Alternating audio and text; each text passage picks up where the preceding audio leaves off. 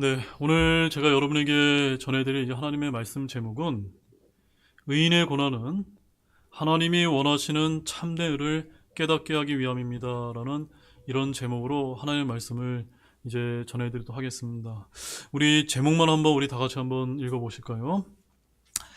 의인의 고난은 하나님이 원하시는 참된 의를 깨닫게 하기 위함입니다.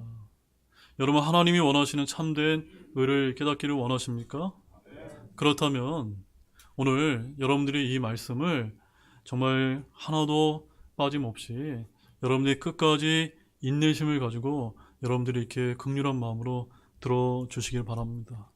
오늘 제가 여러분에게 서두에도 잠깐 말씀을 드렸지만 오늘 이 말씀을 가지고 제가 욥기서 1장부터 42장까지 욥기서 전반을 이제 여러분에게 이제 설교 말씀을 전해주는 이런 시간을 이제 가질 텐데 전체를 다루는 시간이기 때문에 여러분들이 이 말씀을 통해서 과연 하나님께서 우리에게 말씀하시고자 하는 것이 무엇인지를 잘 깨닫게 되는 그런 귀한 시간이 되시기를 진실로 소망합니다. 여러분, 이 욥기서는 신구약 중에서도 가장 묵상하기 어려운 성경 중에 하나라고 이렇게 우리는 이제 알고 있습니다. 어려운 내용도 내용이지만 성경을 이제 진지하게 묵상하려는 분들에게 욥기서는 아마도 읽기 전부터 의인의 고난을 주제로 기록되었다는 사실 하나만으로도 많든 적든 어느 정도 주눅들게 만드는 말씀 중에 하나라는 사실입니다. 왜냐하면 현대를 살아가는 사람들에게 의인의 고난이라는 말이 어쩐지 자신과 어울리지 않는 주제라 생각되기 쉽기 때문입니다. 그래서 여러분 이제 에스겔서 14장 14절 말씀을 이제 가보시게 되면 하나님께서는 거기서 이제 의인 셋을 이제 꼽고 계시는데 그 세 사람이 누군지 아십니까? 그 세 사람은 노아와 다니엘과 욥 이 세 사람이라고 하나님께서 친히 이제 언급을 하고 계십니다. 제가 에스겔서 14장 14절 말씀을 읽어드리겠습니다. 비록 노아, 다니엘, 욥 이 세 사람이 그 안에 있을지라도 그들은 자기 의로 자기 혼만 구출하리라 주 하나님이 말하노라라고 이렇게 이제 기록이 되어 있습니다. 하나님이 꼽으신 의인 세 명이 누구라고요? 노아, 다니엘, 욥이라는 것입니다. 그러므로 이 욥이 의가 얼마나 대단하다는 것을 여러분 이제 잘 아시겠습니까? 이렇듯 욥은 당대를 비롯하여 구약 시대의 면면이 흘러내오는 역사를 관통하여 아주 탁월한 의를 소유했던 사람으로 그렇게 이제 나오고 있습니다. 그래서 사람들은 욥기서를 이제 읽기도 전에 그런 욥의 의에 대한 완전함에 기가 이제 눌리고 맙니다. 그래서 다음과 같이 이제 말하기 쉽습니다. 욥기서의 내용은 나와는 거리가 먼 아주 의로운 사람만을 위해서 기록된 내용일 거야. 의로운 사람이 고난받는 문제를 다루었으니 나 같은 사람은 욥기서를 볼 자격이 없어라고 이렇게 이제 생각하는 이제 경우가 있습니다. 여러분 이렇게 생각하지 마시기 바랍니다.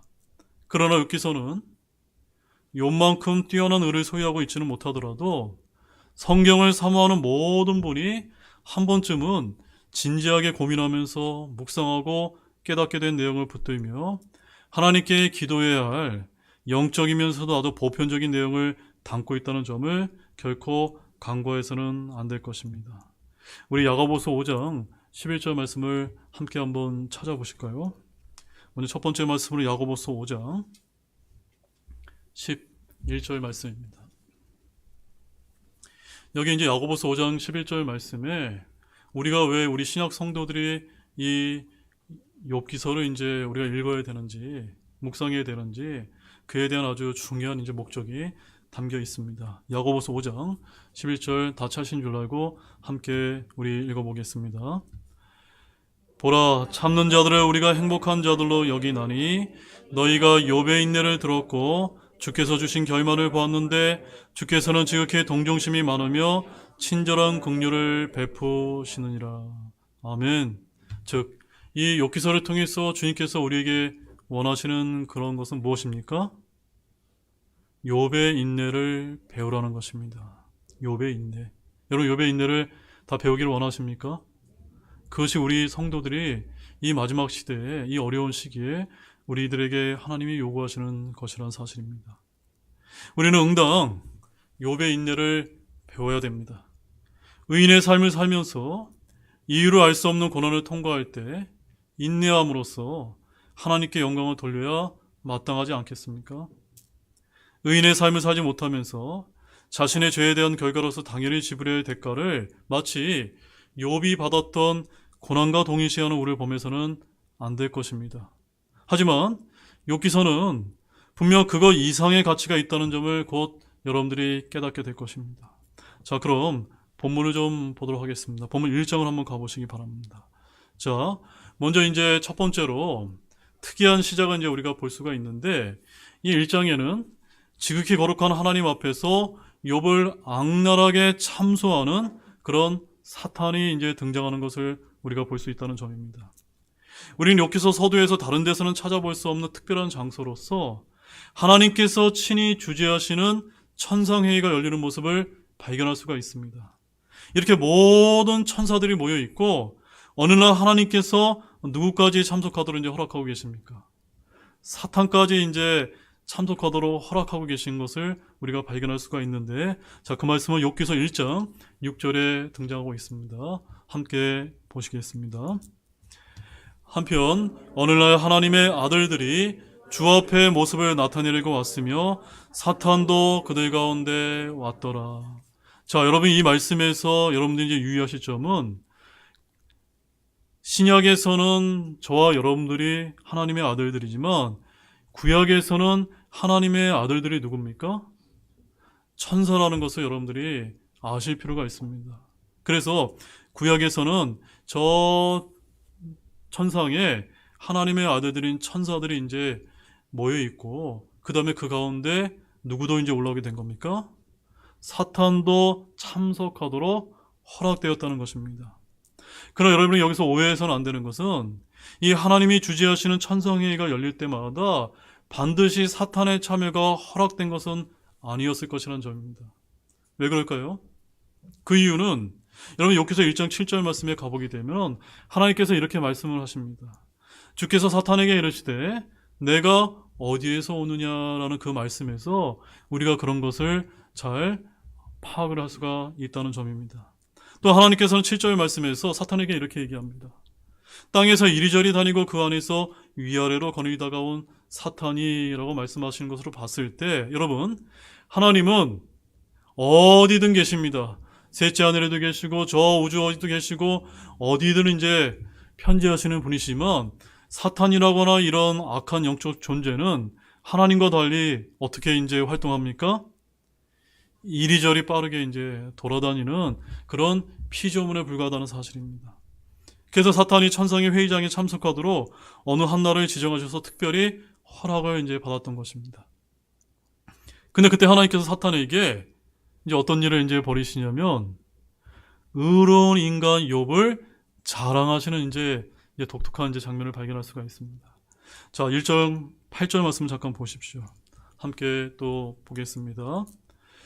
주께서 사탄에게 이르시되 내가 내 종 욥을 주의 깊게 살펴보았느냐? 그와 같이 완전하고 올바르며 하나님을 두려워하고 악을 멀리하는 자는 땅에 없느니라 하시니. 한마디로 말해서 하나님께서 지으신 인간들 중에서 욥과 같이 의로운 자를 하나님께서 결코 발견하지 못했다고 하는 놀라운 칭찬을 지금 하고 계십니다. 여러분도 하나님께서 이렇게 칭찬하는 이런 칭찬을 여러분 들어보고 싶으십니까? 저는 하늘나라에 가보게 되면 정말 욥이 어떤 사람이었길래 어떻게 다른 사람도 아니고 하나님께서 칭찬하실 만한 의인이었다면 도대체 얼마나 대단한 사람인가 저는 한번 만나보고 싶습니다. 이제 하나님의 자랑을 듣는 사탄은 욥의 의를 흠집내고자 아주 교묘한 말로 참소하기 시작합니다. 여러분, 참소가 무슨 뜻입니까?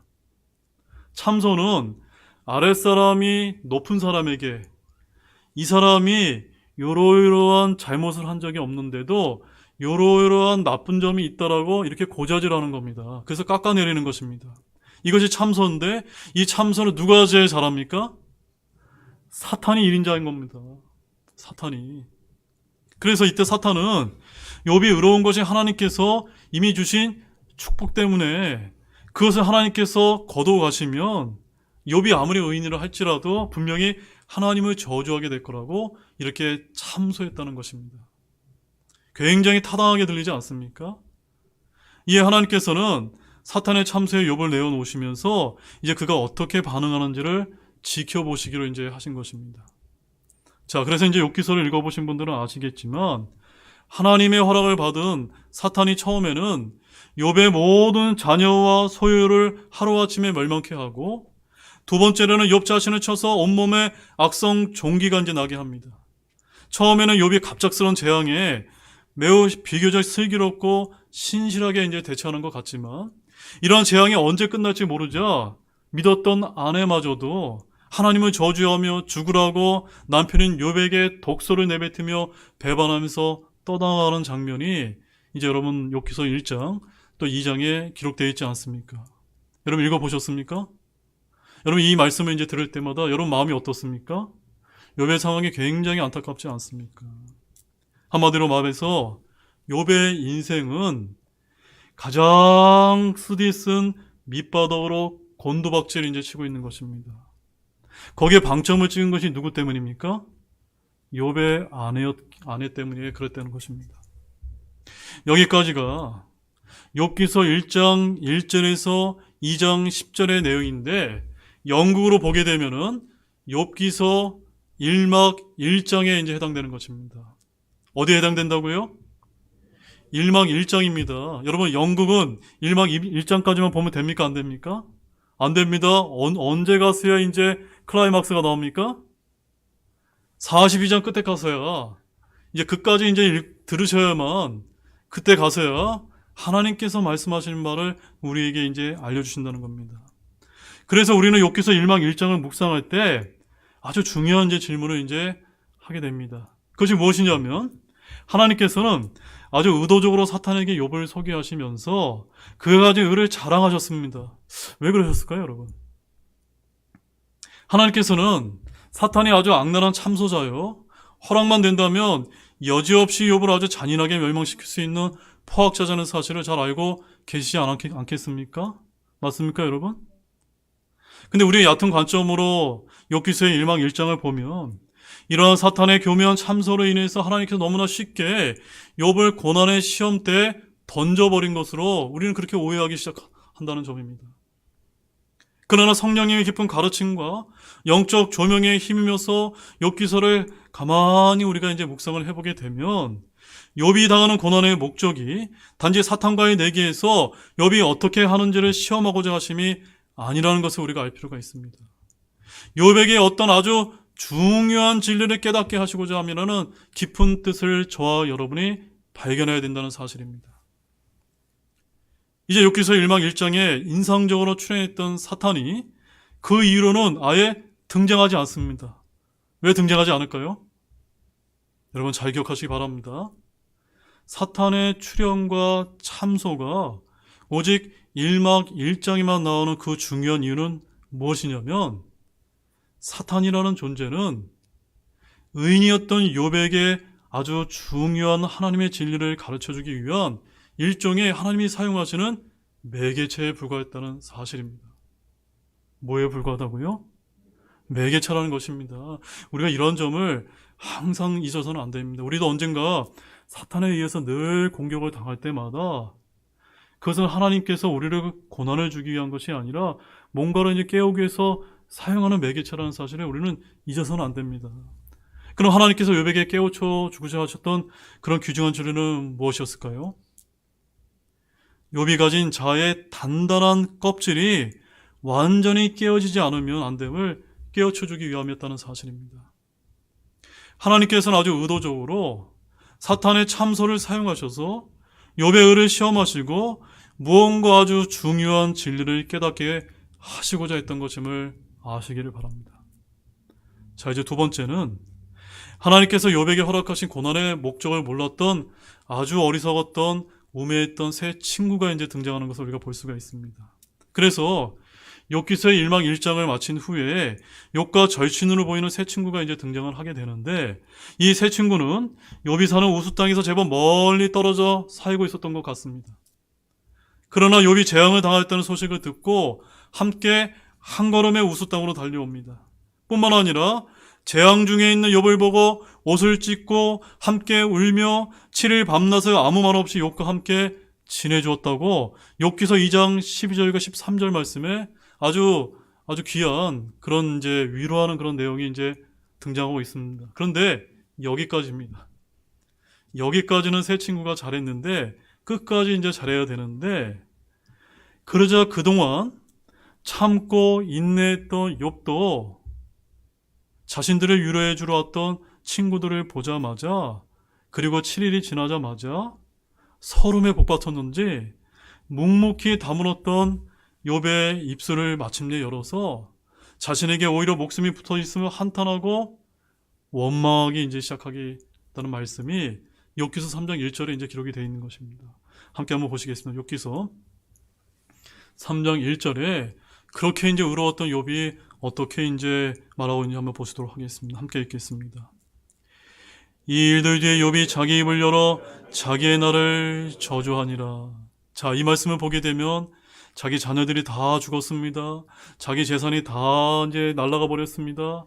그 다음에 아내마저도 자기를 이제 욥을 이제 원망하기 시작합니다. 더 이상 참을 수 없었던 욥이 7일을 참았다는 것은 정말로 대단한 의인이 아닐 수가 없습니다. 아마 우리 같으면 단 하루도, 한 시간도 참지 못하고 하나님을 원망하지 않겠습니까? 7일이 된 뒤에 욥이 이제 자기의 날을 이제 저주하기 시작합니다. 그런데 이때 욥이 고통으로 입술을 열기 시작할 때 새 친구들이 가만히 있으면 다행인데 하나씩 입을 열어서 욥에게 장황한 이제 권고를 이제 하기 시작합니다. 권고는 총 8차례가 이제 등장하는데 한 사람이 거의 3번씩 욥이 당한 고난의 원인에 대해서 고통당하고 있는 욥을 위로해 주기는커녕 욥과 열띤 이제 논쟁을 벌이는 말씀이 이제 31장까지 이제 기록이 되어 있는 것입니다. 자, 성경은 욥과 새 친구들의 열띤 논쟁을 조금 장황하다 싶을 정도로 아주 길게 또 비중 있게 이제 소개하고 있는 말씀이 욥기서 4장 1절에서 31장 40절까지 등장합니다. 논쟁은 매우 길지만 새 친구들의 권고사항을 한마디로 정리하면 무엇일까요, 여러분? 내용이 굉장히 길지만 한 가지로 정리하면 어떻습니까? 욥의 너의 죄 때문에 네가 잘못해서 지금 이런 재앙을 당하는 거야. 맞습니까? 틀립니까? 틀리잖아요. 네. 우리가 이런 실수를 하기가 너무 쉽다는 점입니다. 하나님은 절대적으로 공의로우신 분이기 때문에 결코 죄 없는 의인에게 공연히 벌을 내리지 않는다는 이제 의미입니다. 하지만 욥도 어떤 사람입니까? 대단한 사람입니다. 온몸이 악성 종기로 괴로운데도 자신의 결백가 끝까지 변호했습니다. 자신도 하나님의 공의에 대해서 이미 잘 알고 있으며 3명의 친구들이 갖고 있는 하나님에 대한 지식보다 훨씬 깊은 것을 나도 알고 있다는 논리로 자기 자신을 변호했다는 점입니다. 그러나 이처럼 길고 장황한 논쟁을 가만히 들여다보면 몇 가지 주목할 사안이 조금씩 이제 보이기 시작합니다. 욥의 세 친구들은 욥에게 회개를 종용했지만 하나님께서 욥에게 원하시는 회개의 차원을 전혀 몰랐던 것입니다. 그러자 이제 후에 젊은 지혜자 엘리후라는 사람이 나타나서 욥의 세 친구들을 어떻게 이제 책망하는지 아십니까? 자, 욥기서 32장 3절 말씀 한번 가보십시오. 욥기서 32장 3절 말씀에 이 엘리후가 세 친구들을 향해서 뭐라고 이제 말하는지 함께 한번 보시겠습니다. 같이 보시겠습니다. 또한 그의 세 친구를 향해 그의 진노가 타오른 것은 그들이 대답을 찾지 못하였음에도 불구하고 욥을 정죄하였기 때문이라. 여러분 이해하셨습니까?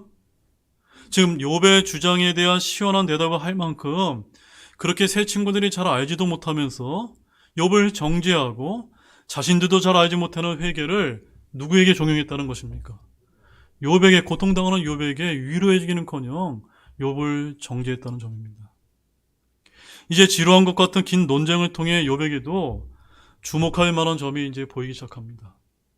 논쟁의 강도가 강해질수록 점점 더 욥 자신이 가지고 있는 내면의 자기의에 대한 집착과 자랑이 더욱더 잘 드러나고 있다는 점입니다.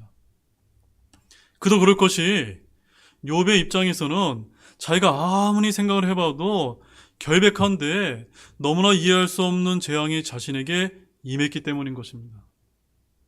자, 이제 세 번째로 엘리후라고 하는 젊은 지혜자가 이제 등장하는 것을 볼 수가 있는데, 이 사람은 하나님과의 만남을 준비시키는 젊은 지혜자라는 것입니다.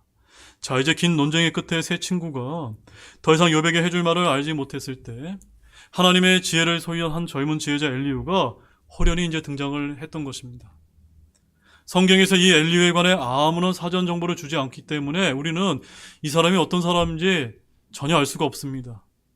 그러나 한 가지 우리가 분명한 사실은 엘리후라고 하는 이 젊은이가 욥의 세 친구들과의 논쟁을 처음부터 끝까지 묵묵히 이제 다 듣고 또 지켜보고 있다가 그의 지혜는 훨씬 연장자인 욥과 세 친구보다 더 뛰어났다는 점입니다. 왜냐하면 그는 하나님께서 성령으로 친히 주신 하늘의 지혜를 소유하고 있었다라고 욥기서 33장 3절에서 7절에 기록하고 있기 때문입니다. 자, 이제부터 젊은 지혜자 엘리후가 욥에게 권고해준 그 내용을 한번 살펴보기를 원합니다. 엘리후의 권고는 욥기서를 묵상하는 모든 이들에게 하나님의 깊은 뜻을 깨닫게 해주는 아주 중요한 열쇠가 된다는 점입니다. 먼저 엘리후가 생각하기에 욥이 자기 자신을 하나님보다 더 의롭게 여기는 것 같아 보였다는 점입니다. 자, 이제 욥의 이제 문제는 무엇이었을까요? 욥기서 32장 2절 말씀을 한번 찾아보십시오. 자, 이제 하나님께서 준비해 주신 이 젊은 지혜자 엘리후가 봤을 때 이 장황한 논쟁 가운데서 욥이 그렇게 의인이었는데 어떠한 문제점이 있었는지 이 엘리후의 입을 통해서 우리가 발견할 수가 있습니다. 욥기서 32장 2절 말씀입니다. 같이 보겠습니다. 그때 람의 친족에서 부수 사람 바라겔의 아들 엘리후의 진노가 타올랐는데 욥을 향해 그의 진노가 타오른 것은 그가 하나님보다 도리어 자기를 의롭다 하였기 때문이요. 아시겠습니까? 엘리후는 그 점이 몹시 화가 났던 것입니다. 세 친구는 그런 욥을 깨우치기는커녕 자기 자신들도 잘 알지 못하는 말로써 욥을 정죄할 뿐이었으며 결국 더 이상 참을 수가 없어서 이 엘리후라는 젊은이가 입을 열기 시작했던 것입니다. 또한 욥기서 33장을 이제 가보시게 되면 이제 엘리후가 이렇게 이제 이야기를 하게 되는데, 욥이 자신의 원망에 대해 하나님께서 침묵하신다고 이제 불평을 하지만 하나님께서는 이미 사람들에게 진리를 깨닫게 하기 위해 여러 가지 방법으로 그분의 뜻을 적극적으로 나타내 보인다고 증거하고 있는 말씀을 볼 수가 있습니다. 이제 엘리후에 의하면 하나님께서 하나님 자신의 뜻을 사람들에게 적극적으로 나타내 보임으로써 사람이 죄와 교만에서 구원받기를 원하고 계시지만 어리석은 사람은 그런 하나님의 뜻을 잘 깨닫지 못한다고 권면했다는 점입니다. 자, 그 말씀은 어디에 나와 있냐면 욥기서 33장 13절에서 14절과 17절 말씀을 함께 읽어보도록 하겠습니다. 먼저 13절 14절입니다. 그분께서 자신의 일들 중에 어떤 것도 해명하지 아니하신다고 해서 어찌하여 그대가 그분과 다투느냐? 하나님은 한 번 말씀하시고 참으로 두 번 말씀하시되 사람이 그것을 깨닫지 못하느니라. 아시겠습니까? 하나님은 분명히 깨달을 수 있도록 이해해 주는데 누가 깨닫지 못하는 겁니까? 우리 어리석은 사람들이 자기가 들으려 하지 않기 때문에 자신의 마음 상태가 고장나 있기 때문에 전혀 이제 들으려 하지 않는 것입니다. 17절 말씀 보십시오. 이것은 그분께서 사람을 그의 계획에서 물러나게 하려 하시며 사람에게서 교만을 치워 숨기려 하심이라. 그래서 이 33장의 결론은 하나님께서 이 모든 일들을 행하시는 이유는, 즉 여러 가지 방법으로 하나님의 뜻을 사람에게 알려주시고 혹은 깨닫지 못하면 죽음에까지 이를 만한 고통을 허락하셔서 하나님의 뜻을 더더머 찾게 해주시는 일을 사람에게 여러 번 행사하시는 그 이유는 바로 그 혼을 구덩이에서 끌어올리시고 생명의 빛으로 그에게 비춰주려 하시라고 이제 결론을 짓고 있다는 점입니다. 자, 33장 29절 30절 말씀을 보십시오. 같이 보겠습니다. 보라, 하나님께서 때때로 사람에게 이 모든 일을 행하시는 것은 그의 혼을 구덩이에서 끌어내시고 그가 살아있는 자들의 빛으로 빛을 받게 하려 하심이라. 여러분 아멘이십니까? 이 말씀 꼭 여러분 붙으셔야만 됩니다. 즉 다시 말하면 참된 진리를 찾아 나오게 하려고 어두운 부지에서 밝은 진리로 구원하시기 위해서 하나님께서 그리 행하신다는 것입니다. 여러분 이것을 믿으시기 바랍니다. 또한 34장에 가보게 되면 엘리후가 이제 이렇게 이야기합니다. 욥이 자신의 고난으로 인해 하나님을 어떻게 판단하고 생각하든지 간에 여전히 하나님께서는 변함없이 공의로운 분이신 사실을 역설하고 있는 게 그 말씀이 34장 31절과 32절에 이제 기록이 되어 있습니다. 다시 말해서 잘 들으십시오. 욥이 당한 문제의 핵심은 고난을 당한 욥이 의로우느냐 의롭지 않느냐 혹은 죄가 있느냐 없느냐를 이제 따지는 것이 아니라, 즉 뒤집어서 말하면 욥에게 고난을 허락하신 하나님이 옳으시냐 그르시냐를 따지는 것이 아니라, 지금 이 순간 참으로 공의로우신 하나님께서 욥을 죄인이라고 말씀하실 때 그것을 순수히 인정하고 하나님의 말씀에 항복할 수 있느냐의 물음에 답하는 것이 더더욱 중요하다는 뜻인 것입니다. 그래서 욥기서 35장을 이제 가보시게 되면 엘리후는 욥이 가진 의가 아무리 대단하다 하여도 그것은 인간적인 눈으로 볼 때 대단한 것뿐이지 하나님의 눈으로 봤을 때는 아무것도 아니라는 사실을 역설하고 있는 것이라고 욥기서 35장 9절에서 13절에서 이제 기록하고 있습니다. 자, 이제 엘리후의 마지막 공고가 나오는 36장과 37장을 이제 보시게 되면 이 엘리후의 공고가 아주 최고의 절정에 이제 다다르는 것을 우리가 보게 됩니다. 엘리후는 하나님께서 인정해 주시는 참된 의인은 과연 어떠한 종류의 사람인지를 이제 말해주고 있는 말씀이 욥기서 36장 7절에서 12절에 이제 구구절절 이제 기록이 되어 있습니다. 여러분, 엘리후는 이렇게 이야기합니다. 아무리 의인이라 하더라도, 그래서 자신은 완벽히 결백하다고 하더라도 고난의 때를 만나게 되었을 때 억울한 누명과 죄인의 사슬이 자신을 두르고 있다면 그 속에서 말씀하신 하나님의 음성에 겸손히 응할 줄 알아야 비로소 참된 의인으로서 하나님께 인정받을 수 있다고 하는 그런 뜻을 알려주고자 했던 것입니다. 여러분 이해하셨습니까? 자, 우리 베드로전서 4장 18절 말씀 한번 가보시겠습니다. 베드로전서 4장 18절 말씀을 이제 여러분이 가보시게 되면 지금 이제 엘리후가 욥에게 이제 권고했던 그 뜻이 무엇인지, 또 하나님이 원하시는 참된 의인이 무엇인지를 우리가 이 말씀을 통해서 확인할 수가 있습니다. 베드로전서 4장 18절 말씀입니다. 함께 읽겠습니다. 또 의로운 자가 겨우 구원을 받는다면 하나님을 따르지 않는 자와 죄인은 어디에 모습을 나타내겠느냐. 여러분 이 말씀이 좀 이해가 되십니까? 즉 우리가 아무리 믿음 생활을 잘하고 아무리 의로운 자라 하더라도 고난이 뒤따릅니까? 안 뒤따릅니까? 뒤따른다는 점입니다. 그래서 그 고난을 통해서 하나님께서는 우리가 어떻게 인내하고 어떻게 하나님께 보인지를 그 시험을 통해서 의롭지 않은 사람과 의로운 사람을 구분하기를 원하신다는 점입니다. 은혜를 아는 사람은 억울한 일을 당할 때 그 억울함을 잘 넘길 줄 압니다. 그리고 그 억울함 속에서 오히려 깊은 교훈과 진리를 캐어냅니다. 의인은 인생의 쓴물을 마셔봄으로써 억울함의 장막에 던져짐을 당하게 됨으로써 자신의 죄와 죄성을 거리낌 없이 직시할 줄 알게 되는 것입니다. 자, 이제 네 번째로 누가 이제 등장하실까요? 친히 나타나시고 만나주시는 하나님을 이제 발견할 수가 있습니다. 이제 엘리후의 말이 끝나자 어느덧 회오리 바람이 치기 시작했고 이 회오리 바람과 함께 하나님의 음성이 장엄하게 욥의 귀에 들리기 시작했습니다. 자, 욥기서 38장 1절 한번 보십시오. 함께 보겠습니다. 욥기서 38장 1절. 그때 주께서 회오리 바람 속에서 욥에게 응답하여 이르시되 여러분 잘 생각해 보시기 바랍니다.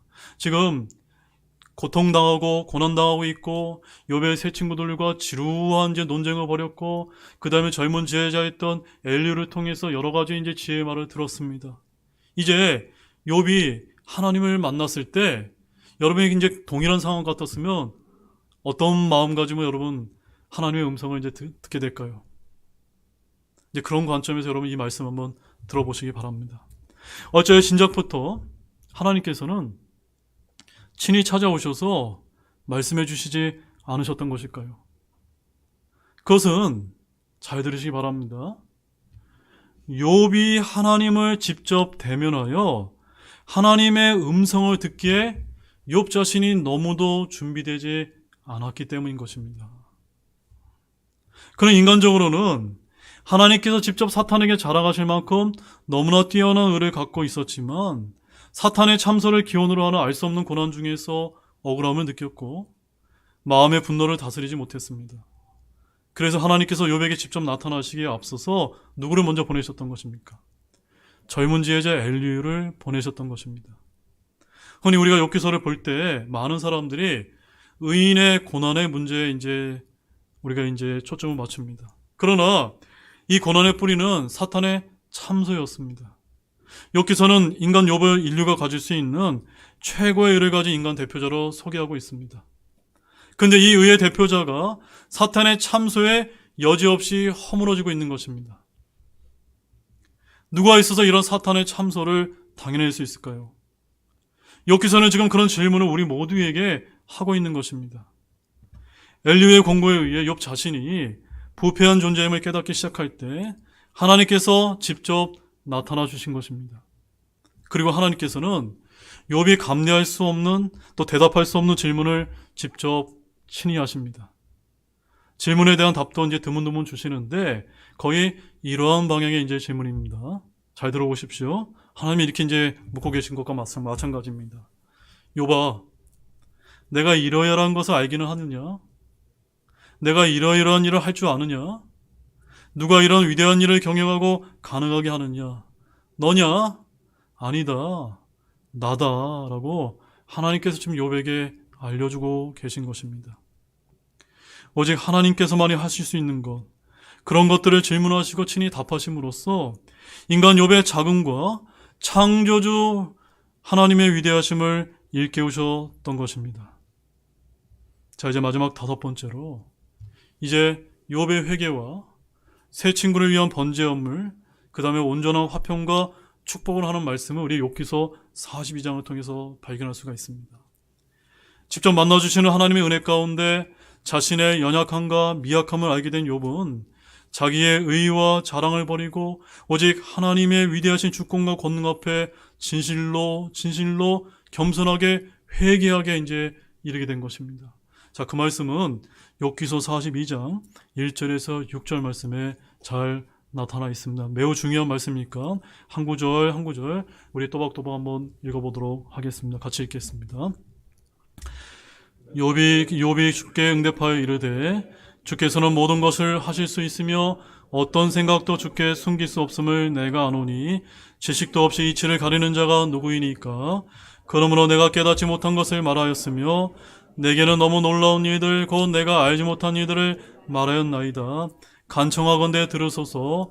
내가 말하겠나이다. 내가 주께 묻겠사오니 내게 밝히 알리소서. 내가 귀로 듣는 것을 통해 주에 대하여 들었사오나 이제는 내 눈으로 주를 배웁나이다.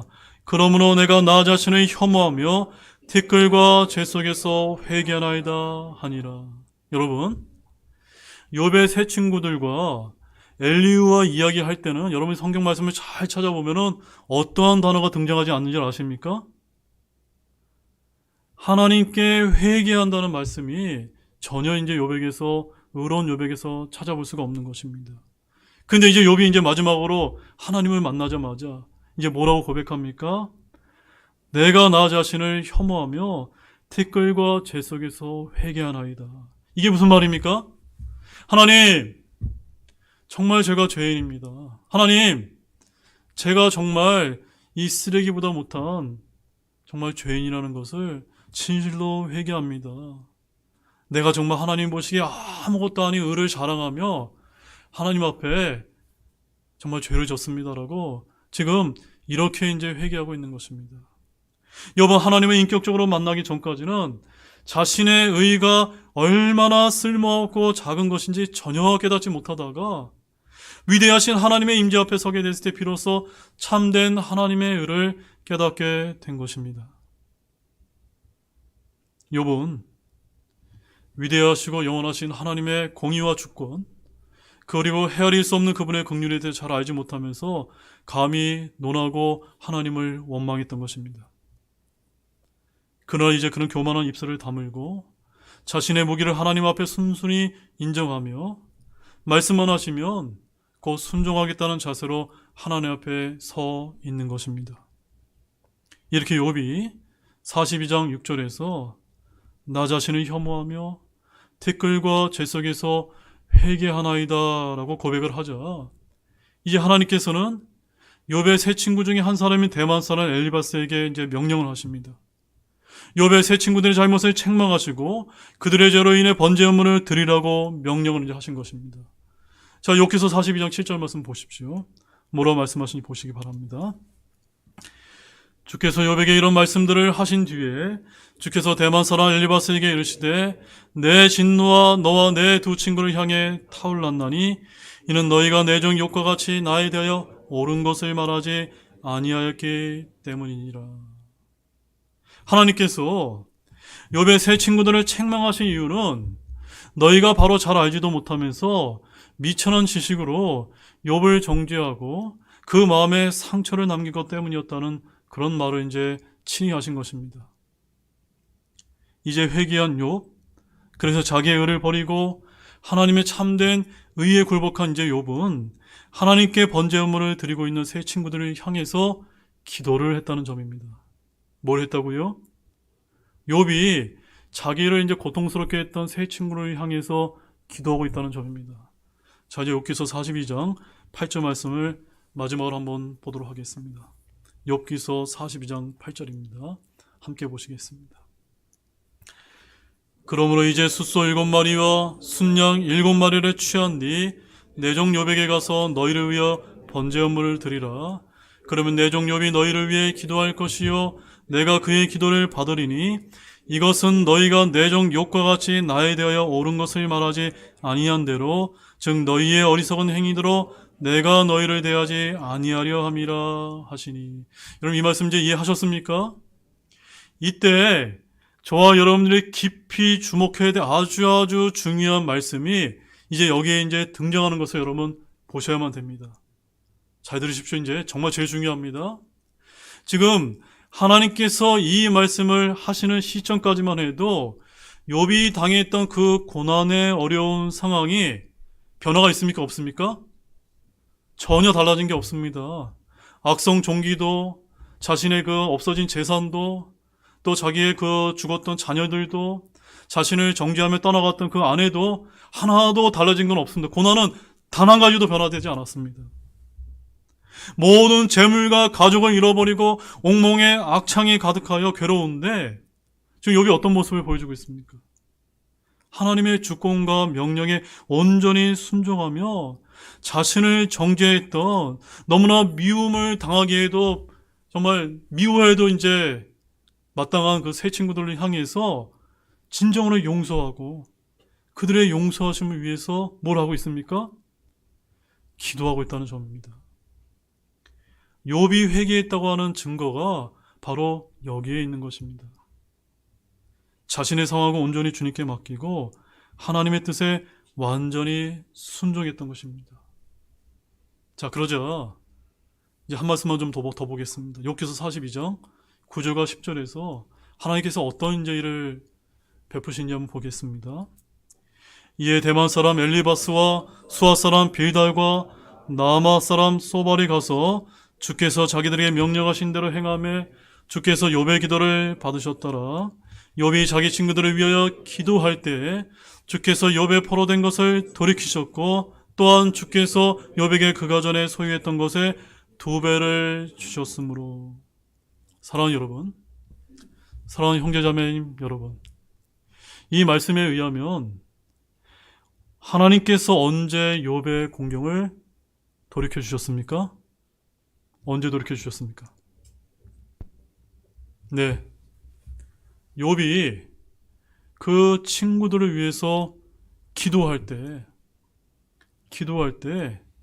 그제야 비로소 하나님께서 욥을 그 모든 공경에서 건져 주셨다는 점입니다. 즉 참된 회개가 이루어졌을 때 참된 화평이 이루어진 것입니다.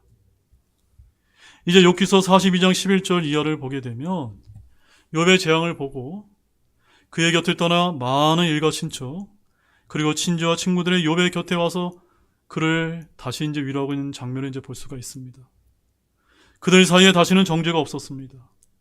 욥에게 친히 찾아오신 하나님에 대한 소문을 들은 욥의 이웃들은 모두 하나님을 경외함으로 자기의 믿음의 분량에 따라 말하고 그의 상처를 함께 슬퍼해주며 어루만져 주었을 것입니다.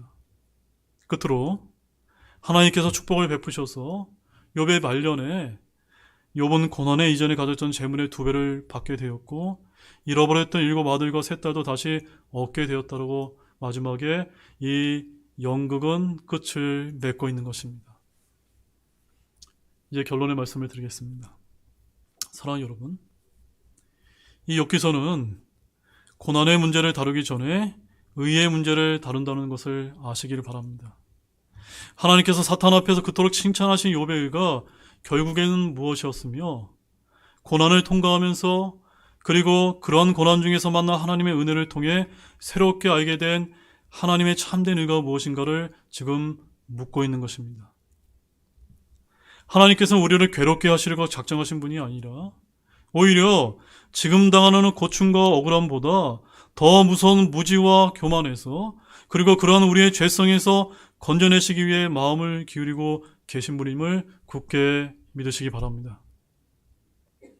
우리에게 고난이 있다면 그 이유는 우리에게 숨겨진 어두움을 스스로 발견하고 돌이켜서 주님의 의와 위로 가운데 나오게 하기 위함을 결코 잊지 마시기를 바랍니다.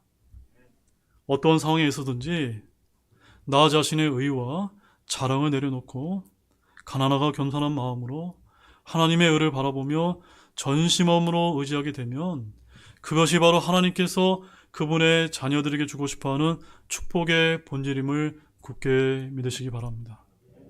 우리 다 같이 일어나시겠습니다.